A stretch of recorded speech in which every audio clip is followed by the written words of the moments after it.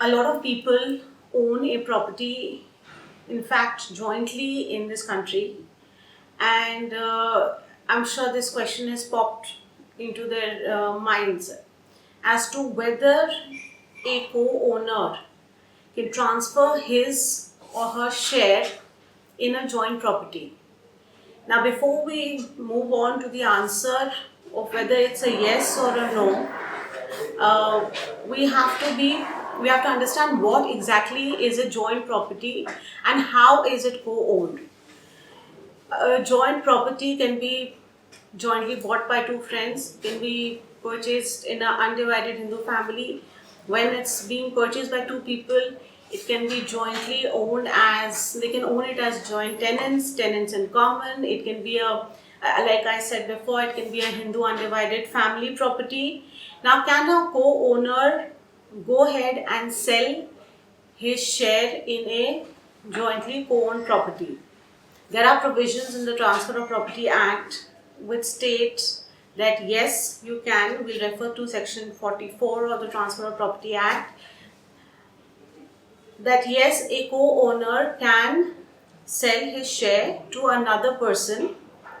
However, there are certain provisions and exception made to the particular section that even though you are allowed to sell your share in a co-owned property or a joint property, the rule states that after, and especially the only restriction what I would sort of say is that the transfer to a non-family member is somewhat restricted by two ways. One is that he cannot get possession of the property or use of the common area, because when we are trying to transfer a share in a undivided Hindu family property, you would not want a stranger coming into the house and living with the family. It becomes a little awkward, and there are sort of case laws following that.